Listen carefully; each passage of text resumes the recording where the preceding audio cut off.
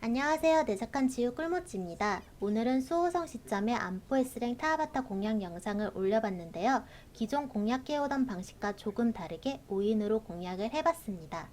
일반적인 살성 메인탱이 아닌 수호 원탱의 공략 영상이고 많은 수호님들이 이 영상을 참고해주시면 감사하겠습니다. 그럼 시작해볼게요.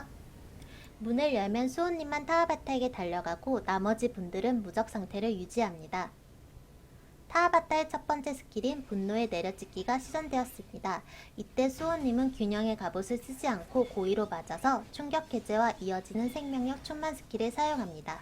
이어지는 타하바타의 두 번째 스킬 용의 하염입니다. 궁성님은 용의 하염 스킬 시전바가 끝나면 바로 지폐를 사용하도록 합니다. 용의 하염 후 이어지는 강력 데미지를 저항할 수 있기 때문입니다. 이 용의 하염 스킬에 대해서는 영상 후반에 다시 설명하도록 하겠습니다. 강력한 미침 스킬에서 수호님은 균형의 갑옷과 철벽 방어를 사용해 기절과 밀려남 상태를 저항합니다. 수호님은 계속해서 도발 스킬을 적절히 분배해서 타하바타의 어그를 잡고 타하바타의 고개를 파티원 반대 방향으로 유지합니다.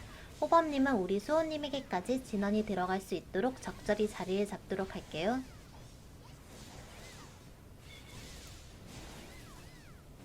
타하바타의 체력이 75% 정도가 되면 두 번째 분노의 내려찍기가 시전됩니다. 이때는 충격 완화 주문서를 사용해서 파티원들이 받는 데미지를 최소화하도록 할게요.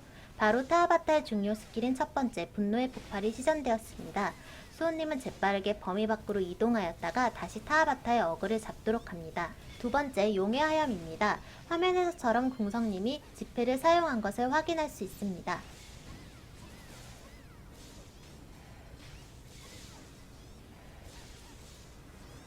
강력한 밀침은 철벽 방어를 사용하여 기절과 밀려남 상태를 저항합니다. 사실 균형의 갑옷만 사용해도 거의 다 저항한다고 하네요.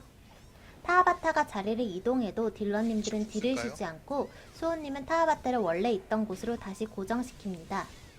저희는 5인파심으로 타하바타 체력 75% 정도의 질풍을 사용하였습니다. 용의 화염에선 지폐를 써주시고요. 만약 쿨이라면 저결까지 사용합니다. 타하바타의 또 다른 강력 스킬인 힘의 분출입니다. 수호님은 잠시 칼을 접고 스킬 범위 밖으로 이동한 후 다시 타하바타에게 붙도록 합니다. 힘의 분출 후 4마리의 쫄들이 나오게 되는데요. 이때 호범님은 수호님 근처로 와서 구치와 수호의 주문을 시전합니다. 그럼 쫄들의 어글은 호범님을 향하게 되는데요. 수호님은 예쁘게 모아진 쫄들에게 과감히 들어가 모욕의 포효와 도발의 포효를 시전하여 쫄들의 어글을 잡고 다시 타하바타에게로 이동합니다. 타하바타의 체력 50%쯤 두 번째 분노의 폭발이 시전되었습니다. 마찬가지로 수호님은 바로 잠시 빠졌다가 들어오도록 합니다. 이렇게 범위 밖으로 이동하지 않고 분노의 폭발을 맞게 되면 타하바타는 일정 시간 동안 무적 상태가 되기 때문에 타하바타의 분폭은 반드시 피해야 할 스킬 중 하나입니다. 수호님이 어그를 잡고 다시 구석으로 이동하려고 했지만 힘의 분출이 그 자리에서 시전된 모습입니다. 이때는 당황하지 않고 파티원 전원이 타하바타로부터 멀어지도록 합니다. 제가 잠시 멍을 때려서 맞을 뻔했는데 다행히도 범위 밖이었네요. 힘의 분출 후 다시 생성되는 쫄들은 수호님이 모욕의 포효와 도발의 포효로 어그를 다시 잡고 타하바타로 향합니다. 분폭은 마찬가지로 범위 밖으로 피해주도록 하고요. 분폭과 힘부는 화면사처럼 범위 밖으로 수호님이 이동해 반사 또는 무적 방어막이 생기지 않도록 하는 것이 중요합니다. 용의 하염 이후 궁성님의 버프창을 보시면 지폐 버프가 생긴 것을 확인할 수 있습니다.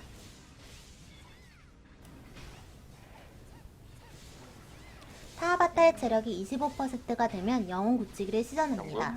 수호님은 분폭 힘분대와 마찬가지로 몸을 움직여 스킬 범위 밖으로 이동합니다. 영굿 이후에는 타하바타의 어글이 수시로 바뀌게 되는데요. 이때 호범님은 신속을 바로 사용하고 파티원들은 영혼의 급딜을 시작합니다. 치유의 찬란한 가호도 이때 사용하는 것이 좋습니다. 첫 번째 분폭이 시전되었습니다. 이때 파티원들은 긴장하지 않고 범위 밖으로 이동하여 딜과 힐에 집중합니다.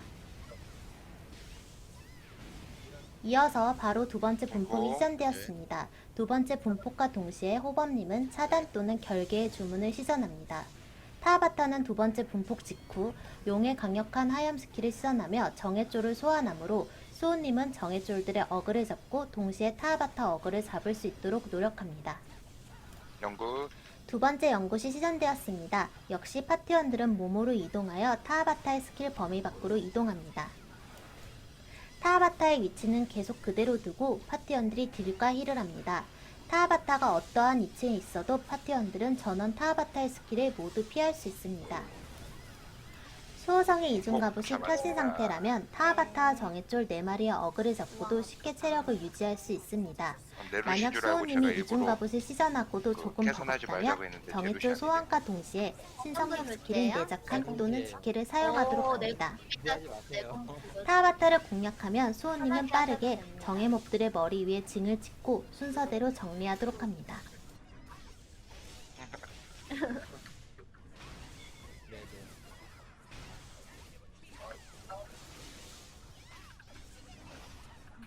일단 우리 꿀범님이 생존해 주세요.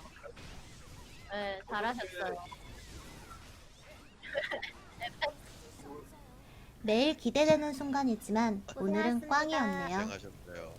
타아바타 공략에 있어 중요한 점을 몇 가지 다시 짚어보겠습니다. 타아바타 도전팟에서 우리 공성님들이 종종 의문사하는 경우가 있는데 이런 경우 거의 대부분 용의하염 스킬 시전 후 지폐를 사용하지 않아서입니다. 만약 타아바타가 단독으로 공성님에게 용의하염을 시전하고 바로 이어지는 광역까지 공성님이 받게 되면 공성님 혼자 감당하기 힘든 데미지를 받기 때문입니다. 그 호복 갑옷. 또 나왔네.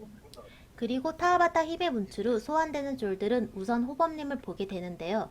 그 이유는 호범님의 수호의 주문이 강력한 어글 스킬이기 때문입니다. 그런데 만약 이때 호범님이 고치와 수호의 주문이 켜린 경우 쫄들은 바로 치유인 저를 보게 되는데요. 이때 치유님은 당황해서 뒤로 도망가려 하지 마시고 우리 수호님을 믿고 그 자리에서 힐을 하도록 합니다. 또 중요한 게 있는데요. 치유님들과 호검님들은 자신의 체력이 감소될 경우 회복의 비약으로 체력을 채우셔야 합니다. 다른 분들의 체력을 유지하느라 자신에게 힐 스킬을 시전할 시간이 부족하기 때문인데요.